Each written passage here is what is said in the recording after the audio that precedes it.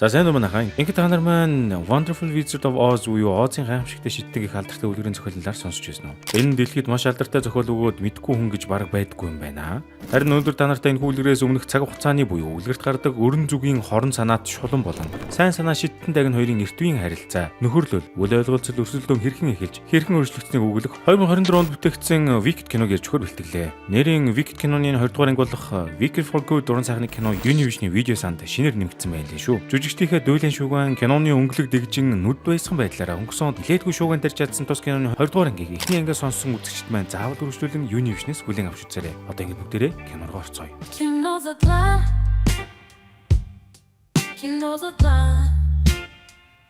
Киногоо эхлэхийн өмнө Озын гайхамшиг шидтэн нэртэй их зохиолын агуулгыг сонирхолъё. Товчхондоо бол Dorothy гих бяцхан охин нохооныхоо хамтаар харьцалхан тугдаж санамсаргүй байдлаар Oz гих ижидийн оронд хөл тавьдаг. Хөөхөн охин хэрхэн гэртээ харах замаа олохгүй төөрж бүдэлж явах замдаа сүрлэн хүн, төмөр хүн, аймхаа арслан гуравтай танилцаж нөхөрлөн улмаар Озын шидтнээс тусламж авахар зорилго нэгддэг. Гэвч Озын шидтэн тэднийг хорон санаач шулмын шүүрийг олж ирсэн цагт л туслахаар болж байгаа юм. Тэд нэг л мэтгэж шулмтай нүүр тулж шулам сүрлэн хүнээс эхлээд шатаахаар дайралт ихэд Dorothy охин түүн рүү хувинтаа ус цацснаар яланд ийсэн байна. Гэвч шулмын шүүрийг бариад Озын шидтэн дээр очтол Озын шидтэн үнэндээ зүгээр нэг жирийн хүн буюу элбийн аргаар өөрийгөө ижидтэй мэт харагдуулдаг нэгэн байж таардаг бөгөөд эцэстээ Dorothy охин сайн санаа шидэж тагны ачаар гэртээ харих хүч чадал зөвхөн өөрт нь байсан гэдгийг ойлгож улмаар амжилттай нутаг үзэж угаар энэ хүүглэр төгсдөг ажээ. Харин одоо бүгдээрээ 2024 онд бүтээгдсэн Wicked кино руугаа аль биесээр орцгоё. Кино эхлэхэд Глинда нэртэй сайн санаатайг нь хорон санаач шулмыг бяцхан охин хувинтаа ус цацаад үгүй хийсэн талаар тайлбарлаж угаар эхэлнэ. За тэгэхээр энэхүү өрн зүгийн хорон санаач шулам устун үгүй болсон талаар мэдээг нөгөө Озын ард түмэн сонсоод очиргүй их баяр хөөр болж байлаа. Ижидийн улс орон болох Озын нийслэлийг маргад хотгийн тос хотод суугаа шиддэн Озын улсыг захирах ба хачиргалтай энэ улсад амьтад нь ярьж чаддаг төдийгүй зарим нь бүр коллежийн профессор албан тушаал хачдаг байна. Гэвч хүн ба амьтдын хоорондох хэмнээ хариуцлал жил ирэх тусам доройтож өрн зүгийн хорон санаач шулам ард иргэдийг айлхан сүрдүүлснээр байдал улам бүр дордож байсан ч эцэст нь шулмын төгсгөл ирсэн нь энэ аж. Улмаар сайн санаатайг нь Глинда Озын ард түмэнд энэхүү сайхан мэдээг өнгөтөр ярьж өгөхөөр айчлан ирнэ. Тэгэд сайн муугаа дилдэж амтай эдэргээл дууж өгч байгаамаа. Гэтэл олон дундаас нэгэн бяцхан охин ам нээж яагаад хорон санаа бий болдог юм бэ гэж Глиндагаас асуухад Глинда хариуд нь хорон санаа хүнд төрөлхийн заяадгүй амьдралын явцад үүсдэг юм болов би та нарт нэг түүх ярьж өгье. Хорон санаа шулам ч гэсэн хүүхэд нас байсан гэд дараах түүхийг ярьж эхэлдэг. Шулмын эцэг нь тухайн үед Munchkin Land-ын захирагчаар томилогдсон бөгөөд нэг шөнө гадуур ажилдаа явах үеэр ээж нь аавыг нь хуурсан байна. Тэр шөнө ээж нь нэг танихгүй хоёрыг гэртээ хонуулсан бөгөөд тэр хүний өгсөн ногоон өнгийн ундаанаас уусаар байжээ. Улмаар хэдэн сарын дараа ээж нь ногоон арьстай охин төрүүлсэн бөгөөд түүнийг Elphaba хэмээн нэрлэв. Цааш тэдүүлээ Elfie гэдээ удаа авчил та. Охин төрсэн цагаасаа л эцэгтэй гадуурхагдсан маш гунигтай амьдрал түүнийг өгддөг. Гэвч тэдний гэрийн үйлчлэгч инэрэнгүү сайхан сэтгэлтэй Dulcie бааваа түүнийг асран өсгөжээ. Хожим тэрээр Nessa гэх дүүтэй болдог ба тэр дүү нь хөлөөрөө алхаж явах чадваргүй тул тэрэгэн цэр дээр суудаг болсон байв. Мэдээж аав нь хамаг анхаарлаа дүүд нь хандуулнаа. Мөн олон хүний мэдгүй нэг нууц гэвэл Elfie уурлах үед түүний шидийн хүч нь идэвчдэг байв. Хүүхдүүд түүнийг гойшлох үед мань хүн хариуг нь шидийн хүчээр өлөхөн барьцдаг гэж байгаа. Энэ түүхийг ярьж дууссаны араас гинт хин нэгэн Глиндагаас өмнө нь өөрөө хорон санаач шулмтай найзууд байсан уу юу хэмээн пал хитэн асуухад Глинда түүнийг үгүйсгээгүй бөгөөд харин ч маш дэлгэрэнгүй тайлбар өгөв. Коллежийн он жилүүдэд Глинда маш нэр хүндтэй Шизийн их сургуульд элсэн орж дэлхийн хамгийн агуу шидтэн болох мөрөөдлийнхээ араас хөөцөлдөж эхэлжээ. Тэр гадна төрхөөрөө өнгөлөг гэгээлэг үзэсгэлэнтэй нэгэн байсан тул оюутнуудын дунд маш хурдан байр сууриа баттгаад авсан байна. Харин хүмүүсийн анхаарал Глиндагаас Elfie рүү шилжчихэд бүх зүйл оронгоор эргэжээ. Ногоон арьстай Elfie Шизийн их сургуульд хөл тавихтал оюутнууд түүнийг гайхаж шоолхон шоолж эхлэх ба Глинда ч анх түүнийг хараад нүдэндээ итгэсэнгүү. Гэсэн ч Глинда өөрийгөө танилцуулахдаа ичидээр дагн суралцах гэж байгаагаа хэлж арьсныхаа өнгийг засах чинь туслахыг хичээнэ хэмээн хурган олны дунд нэр хүндээ өргөд авлаа. Гэвч Elfie энэ доромжлол мэт санагдаж өөрт нь хинч тусч чадахгүй гэж шулуухан хэлээд хайж байгаа юм. Гэтэл яг үнэндээ ногоон арьс Elfie маань энд сурах гэж ирээгүй бөгөөд ердөөл эцгийнхээ хамтаар дүү Nessa-га сургуульд төсөөлөх гэж ирсэн байдаг. Эцэг нь бас Elfie-г олны анхаарал төртөж хил ям татлалаа гэж зэмлчих юм уу. Тэгснэ баг охин Nessa-та болохоор ээжээс нь үлдсэн мөнгөн шахаг бэлэг болгон өгч мөгөөд л эцгийн хайрыг хүртэж үзээгүй Elfie-д бол үнэн гонхтой санагдаж байгаа байхгүй юу. Elfie тэгээд гэртээ буцах нь хэмээн боттол аав нь түүнийг түр эндээ үлдэж тэрэгцэртэй дүүгээ шинэ орчинд дасах хүртэл дэрэгдэнэ байж байгааг тушаалаа. Одоо тэгээд эндээ хэсэг мөнгөрхөндөө Elfie минь. Бодлого сургуулийн хичээлийн шинжилгээ нээлт эхэлж багш нарыг танилцуулж эхэллээ. Тэр дунд түүхч эрдэмтэн Ямаа багш доктор Delamond мөн шидний сургуульд хариуцсан хатагтай Morrible нарыг онцлон танилцуулв. Гэтэл Глиндагийн мөрөөдөл нь хатагтай Morrible-ийн тусгай ачаалт хамрагдах бөгөөд мань хүнч экстравертийн болохоор шууд араас нь гүйччихэд энэ тухайга хэлсэн багмаа. байгаамаа. Гэвч хатагтай Morville өөрийгөө зөвхөн онцгой сурагчдад хичээл заадаг гэд Глиндад ер нь нүүр өгсөнгүй. Гэхдээ л Глинда бууж өгөх шинжгүй байлаа. Энэ хоёр Манчкландын захирагчийн охин гих таник тэмдэг бүхий дүүгээ хараад зогсож байсан Эльфиг дотоороор хариуцсан багш нь олж хараад цочирдож дүүг нь шууд л ихчээсэн салгаад авч явахар боллоо. Энэ үед Эльфигийн ууранд үрсгийн асч иж хэдийн хүч нь хяналтаас гарч тэр явын эд огшлыг эвдэн сүтгэж байж дүүгээ өөрийн гарт нь буцаан авч чаддаг. Гэвч дүү нь бол одоо шин сургуульд орсон эхний өдрийг нь сүйрүүлсэн гэд ихчтэй уурлаад яваад өглөө. Болж үйл явдлыг нүдээр үтсэн оюутнууд айд цочирдсан ч иж хэдийн багш хатагтай Morville гинт гарч ирээд саяны үйл явдлыг өөрөө үйлцэн гэж итгүүлэн ингэж хэлж байгаа. Оюутнууд та нартаа иж хэдийн зах зохио сонирхуулсан юм аа. Энийг тэрэ бол явчлаа. Удалгүй хатагтай Morville Эльфи дээр хурч ирээд авьяас чадрыг нь шагшин магтаж өөрийнхөө удирдлага доор ганцаарчилсан сурах хүсэлтэй байгаагаа илэрхийлдэг. Эльфи түүнд өөрийнх нь тарьсан гайг цэвэрлсэн талархдаг ч гэсэн энэ сургууль сурахаар ирээгүй зөвхөн дүүгээ асарч байгаа. Байрлах өрөөж байхгүй гэдгээ хэлв. Хатагтай Morville хэлж байгаа. Сайн дураараа Эльфитэй өрөөгөө хуваалцахын нэгэн байна уу? Гэхэд тэнд юу болоод байгааг ойлгоогүй Глинда би нэг юм асууя гэсээр ирэхэн таарлаа. Улбаар хатагтай Morville Глиндаг Эльфитэй өрөөгөө хуваалцахыг зөвшөөрч ин гэж ойлгоод эсрэг тесрэгийн туйл болсон хоёр маань хүссэн хүсээгүй нэг өрөөнд орохоор болдог. Ингээд хатагтай Morville Эльфиг гарын шавья одлохоор нэгэн шийдсэн байлаа. Эльфи хатагтай Morville өөрийнхөө талаар ууралсан үед шидийн хүч нь хэрхэн идэвхждэг тухайгаа ярьж багш нь түүнийг ирээдүйд Оозын гайхамшиг шидэнтэй хамтран ажиллаж гайхамшигыг бүтээж чадна гэдэгт итгэлтэй байгаагаа хэлнэ. Багасаа л иж шидийн ертөнцийг сонирхож өссөн Эльфи улмаар баярлан тогтолж гаднах төрхөөрөө гоочлогдлгүй авьяас чадвараараа гялцах мөч ирнэ гэдэгт итгэж мөрөөдөж эхэллээ. Ингээд л Эльфи сургууль сурах нь тодорхой болсон тул байрлах өрөөнд орж үзэхээр болдог. Тэгээд Глиндагийн өрөөрөө яваад ортол өнөөх нь хамаг юмаа ягаанаар чимэглээд энэ өрөөний өнцөг булан бүрт өөрийнхөө тэргэл завсаргүй өрсөн байх нь тэр. Тэгснэ Эльфи зориулан нэг булан жижигхэн зай гаргасан байх ба ингэж байгаа. Би уг нь энэ өрөөнд ганцаараа байрлах хүсэлтэй өгсөн юм аа. Гэхдээ зүгээр дээ чи энэ хэсэгт байрлаж болно. Энэ сайхан сэтгэлийг минь бодолцож чи хатагтай Morville минь талаар жаахан магтаад өгөхөд л болно доо гэж авлаа шүү. Гэвч Эльфи нэг муу булан гаргаж өгсөн төлөө юу гээл Глиндагийн аясаар хөдлөхөө дээ. Ер нь бол энэ цаг мөчөөс эхлээд тэд нэг нэгэндээ улам дургу болж дээр доороо гарч байнга өрсөлдөж эхэлдэг. Нэг өдөр Яма багш буюу профессор Делимонд түүхэн хичээл заах үеэрээ амьтад ярих эрхээ хязгаарлуулж олон амьтад эргэлдэг ажил төрлөөсөө халагдаж буй талаар дурдв. Түүгийн явцад хүмүүс ган гачгийн улмаас өлсөж туйлдан уур бухимдалтай болсон тул гай зовлонгийнхоо бурууг амьтдад тохож эхэлсэн ажээ. Глинда ам нээж бид өнгөрснийг биш ирээдүгөө харах хэрэгтэй эдэргээд хөндлөнгөөс оролцоход профессор хариуд нь өнгөрснийг шинжлэхгүйгээр өнөөгийн нөхцөл байдлыг ойлгох боломжгүй хэмээн хариулдаг. Профессор самбараа эргүүлэхэд гинтл амьтад ярих биш харагдах зориулттай ч нэг амар эвгүй утгатай үгс битсэн байхыг олж харав. Яма багш навс сэтгэлээр унаж улмаар хичээлээ дундаас нь тараалаа. Эльфи харин ангид үлдэж хөөрхий профессор туслан сайхан сэтгэлээр хандаж улмаар тэд найзууд болцгоо. Үзэг золигдоход хатагтай Morville өрөөнд Эльфи алсын занаас цоос хөдлөх дасгал хийх гэж оролцсон ч бүтлгүй цээрлэв. Бодлого хатагтай Morville Эльфигийн жинхэнэ хүчийг гаргаж ирэхин тулд профессор Делимондын хичээлдэр болсон таагүй явдлын талаар асуув. Мэдээж тэр явдлыг санаад Эльфигийн уур хурж бухимдахад зоос байтугай өрөөний хамаг шил шаазан эдлэж чижирч эхлэн өнөөх зоосон ч шил цөмлөн хот шидэтгэн тэр. Хатагтай Morville түүний чадрыг дахин биширч удахгүй Оозын шидэнтэй уулзуулна хэмээн амладаг. Тэр шөндөө Эльфи Яман багш Делимондыг зүгээр угаасгийн шалхахаар гэрт нь очтол хэсэг бүлэг амьтад тэдний цуглан хүмүүс амьтдын эрхийг боогдуулж байгаад сэтгэл дундуур байгаа талаараа хоорондоо ярилцаж байгааг сэм сонсчдөг. Удалгүй Эльфи чимээ гаргахад цугласан амьтад айж үргээд цутаацгаав. Профессор Делимонд Эльфиг олж хараад гэртээ өрөх ба Эльфич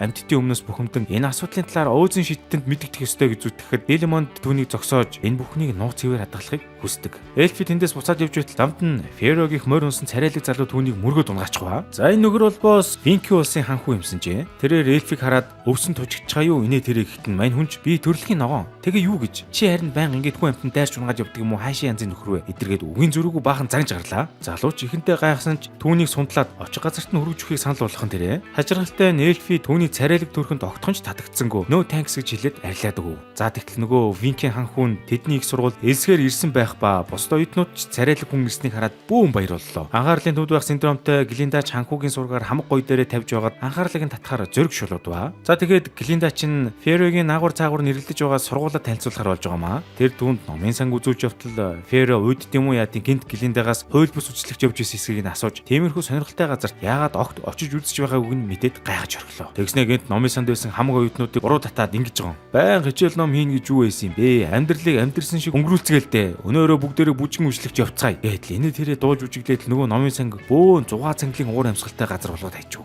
Одоо тэгээ сургуулаараа бүжигт явах болчлаа шүү дээ. Манчкин ландаас ирсэн Бок гэх улаан үстэй буржаак залуу уг нь Глинда крашлаг учраас зориг гарган бүжигт өрдөгч Глинда хурган залтай болохоор арга сэдэж Бокийг ятхан чи жинхнээсээ миний төлөө баатар болохыг хүсч ивэл хөөрхийлөлтөө Нессаг бүжигэнд өрж болохгүй юу? Тэгвэл би үнэхээр баярлана да гэж авд юм да. Тэгсэн өнөөх нь Глиндагийн төлөө юу ч хийхээс боцохгүй нөхөр байдаг тул шууд үгэнд нь орж Эльфигийн тэрэгцтэй дүү Нессаг бүжигэнд өрлөө. Несса бөөн баяр болоод Эльфи ихчдээ Глиндаг хэрхэн сайхан сэтгэл гаргаж өөрийг нь бүжигт явах боломжтой болгосныг дуулахад Эльфи ихэнтэй гайхаж байсан ч Глиндаг үнэхээр сайхан сэтгэл гаргасан гэдэгт нь итгэхэр шийддэг. Орой болоход Глинда бүжиглэгдээ бэлтгээд хоёр найзтайгаа хамт байж явах үеэр нэг найз нь Глиндад шулмын хар малгай байдгийг олоод харчив. Тэд хэлж байгаа. Ийм муухай царайтай яагаад хадгалж байгаа юм бэ? Гэд асуухад Глинда тэдэнд манай эмээ өгсөн юм уу? Уг нь үзэн яддаг хүндээ өгчмөр байгаач тийм хүн байдаггүй гэж авлаа шүү. Бодлого Эльфи өрөөнд орж ирэхэд Глиндагийн найзууд нь түүнээс үргэн зугтцгаав. Харин Глинда түүнд эмээгээсээ өвлүүлэн авсан хар малгайгаа бэлэг болгонд урсахаар шийддэг. Яг үүндээ яагаад өгч байгааг нь хэдүүлээ гадарлаж байгаа шүү дээ. Бодлого шүн болж эдний сургуулийн дэлб шоудож эхлэх ба үжлэг эд өрнөж байхад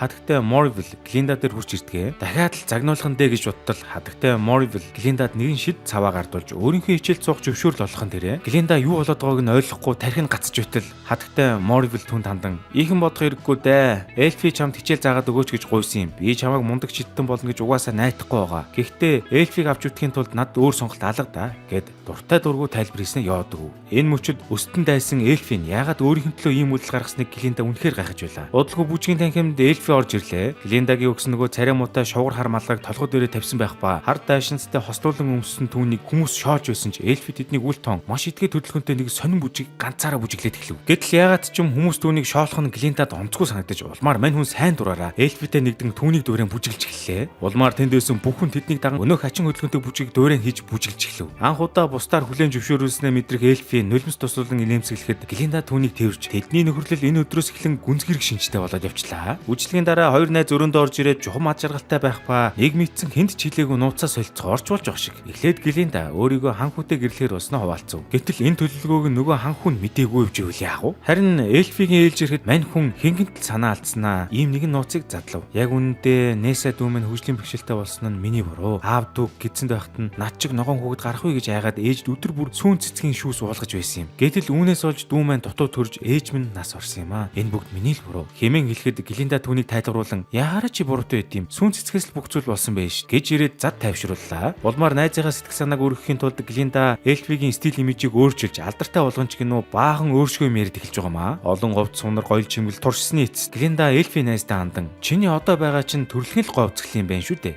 гэж хэлээд чин сэтгэлээсээ тэрвэрдэг. Маргааш өглөө нь манай Эльфи арай зэгцтэй хувцасдаг болсон байх ба ус мөсөө хоёр тал руугаа хаялсаар хичээл дээрлээ. Гэтэл түүхийн хичээлийн ямаа багш Дилмонд нь өнөөдөр хичээл заах сүүлийн өдөр гэдгийг зарлаад амтд цаашид багшлах хэрэггүй болж байгаа тухай мэдэгдэв. Бүгд мэйл гайхаа сууж байтал гаднаас цагдаа нар орж ирээд хөөрхий ямаа багшийг баривчлаад явчихваа. Нүдэн дээр нь өрнөх шудраг бус явдал илгэнсэн Эльфи юу ч чадахгүй байгаадаа бухимдан сууж байтал шин түүхийн багш нь бяцхан арслангийн гүйнг торонтхийн оруулж ирэх ба ингэж хэлсэн байна. Ирээдүйд бүх амьтад ингэж амьдрах учиртай гэсэн ухааны юм ярьж гарлаа. Энэ мөчөд Эльфигийн төвчээр халдагдаж ангийнхаа бусд оюутнуудад хандан энэ бүхнийг эсэргүүцэцгээе хэмээн уриалахад анхуу Верогоос өөр хүн түүнийг тоож сонссонгүй. Нэг л мэдхэд Эльфигийн уур хилэнгийн нөлөөгөөр агаарт намуу цэцгийн тоосонзор засагдаж Эльфи болон ханхуу Верогоос бус бүх хүн ич эдийн нөлөөнд автан нойрс шиглэн тэр. Энэ завшааныг ашиглан тэр хоёр бяцхан арслангийн гүйнг авч яваад ой даваачин сул тавьж буянтай ус бүтээгээ сүүлдээ бүр хоорондоо дотносож харцмар царилцсан хандлага нэг л өөр төвшөнд гараад ирлээ шүү. Гэвч Эльфи дотроо ханхуу над чи хүнийг хизээч хайрлахгүй гэсэн бодон гуниглаж түн шиг ханхуу Глиндатай тохирох учиртай гэдгийг хүлээн зөвшөөрөх ажээ. Маргааш нь Шизийн их сургуульд Оозын гайхамшиг шидэнгээс гоц авьяастай Эльфиг маргад дотод тусгайлан өрсөн тухай загтлэрж хатагтай Morrible шавийнхаа өмнөөс жухан баяр хөөрт автан байлаа. Глинда найзаасаа сална гэж бодохоор өнөхтэй байх боловч Эльфи түүнд ингэж хэлж байгаа. Ханхуу Ферод иргэд чинь байхад бүх зүйл сайхан болно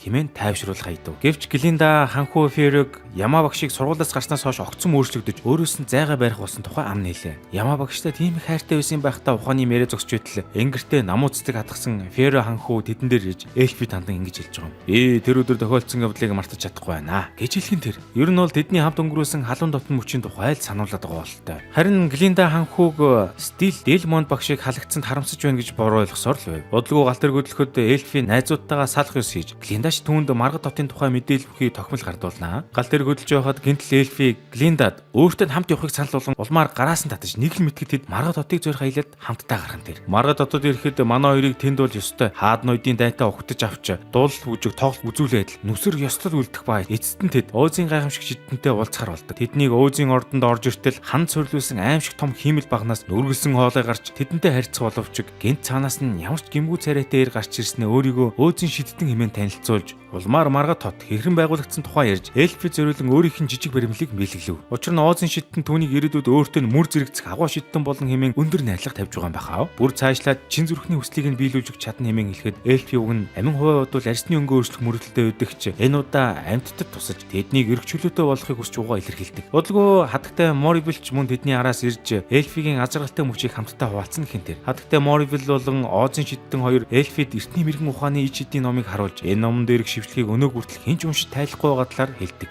Гэтэл эльфи тэр номын нур зогсоход тэрхүү ном өөрөө нэгдэж орхилоо. Оозын шидтэн хатагтай Морибил хоёр ч түүнийг хараад бүр гүн шок. Оозын шидтэн гинтл өөрийн харуулуудын ахлагч сарамгчин танилцуулж түүнийг нисчүү шуудыг харах дуртай талаар ярина. Гэтэл эльфи шувуу гих үгийг хэлмэгц номын хуудсууд автоматар эргэлдэж үл тайлагдах нууц бичвэр алтан үсгээр тодорч харагдаг. Эльфи зөнгөөрөө тэрхүү шивлийг уншиж эхлэхэд нөгөө сарамгчны нуруунаас далавч урган түүнийг ихэд зоож эхэллээ. Сарамгчны тарчилж үг хараад эльфи нөгөө шивлийг хэрхэн буцаах талаар хатагтай Морибилээс асуухад тэрээр эртний нууцлах шидийг буцаах боломжгүй талаар хэлдэг. Энэ мөчид аимшигтай ойрлын чарлан хонглын үзүүрээс дуулдах ба очоо тартал хамаг харуулын сарамгчингуудад өнөөх далавч нь урах процесс мөн адил тохиолдож байлаа. Гэтэл үүнийг харсан хатагтай Морибил шидтэн хоёр бүр нэг болох ёстой юм болдгоороо болж өгнө гэсэн шиг бараг баярлаад байгаа юм шүү. Эндээс эльфи нэгэн аимшигт үннийг ухаж ойлгодгоо. Оозын гайхамшиг шидтэн гих энэ хүн чухамдаа ямар ч иш шидийн чадваргүй улмаас тэр номыг уншиж чаддгүй байжээ. Улмаар амьтдыг санаатаагаар дайсан мэт ойлгож хүмүүст худал хуурмаг мэдээлэл тараасан хэргийн эзэд ч одоо хатагтай Морибил болон Оозын шидтэн хоёр байж таарав. Тэд уг үйлдэлээрээ хүмүүсийг амьтдыг үзэн ядах тал дээр нэгдсэн үзэл бодолтой болгож нэгдэхийг оролцсон гэж тайлбарлах боловч энэ аимшигтай хуур мэхлэлтийг нь олж мэдсэн эльфигийн уур хэлэн оолзож улмаар мань хүн нөгөө эртний судрыг шүүрч аваад тэднийг орхин гарч одлоо. Нөгөө тал хатагтай Морибил Глиндад хэлж байгаа. Амжилтанд хүрэхийг хүсэж байгаа бол найзаагаа ятгаж эргүүлэн авчир гэж явуулаад мөн үгээр зогсонгүй. Нисдэг сарамгчингуудын далавчтай болж өвдөлтийн уур хэлэн эльфи рүү чиглүүлж тэднийг ийм их зовдонд унагсан хүн ногоон арист эмхтэй тул түүнийг ямар ч хамаагүй аргаар олж ирэх тушаал болгодог. Глинда найзынхаа араас очоод шидний саналыг хүлээж авахыг ятгаж насан туршийн мөрөөдлөө биелүүлэхийг сануулхад эльфи нэгэн тэднийг ямар гутамшигтай хүмүүс болохыг ухаарсан тул найзынхаа гуйлтаас татгалзав. Ингээд тэднийг барихаар маргад цайзын хамаг сарамгчингууд болоод цэргүү төөж эхэллээ. Эльфи Глинда хоёр нисдэг бөмбөлгийг галдан хөргөж зогтохоор оролдогч цайзын дээвэр хаагдан тэд өөр арга зам бодох хэрэгтэй болов. Эльфи маш олон тооны харуулын зэргүүдээс болтохын тулд шивчлэгтэй номыг нээн уншихад нэгэн нисдэг шүүр тэдний гарт баригддаг. Улмаар Глинда эльфид хар нөмрөг өмсүүлж өгснөөр эльфи шүүрээ барьж аваад цайзын цонхоор үсэрчв. За эндээс л нөгөө шүүр унсан шулмын домог үссэн бололтой. Унаж байхдаа тэрээр цонхны тусгалд өөрийн хүүхэд насны дөрөв олж харахад шүүр нь гинт тэнгэр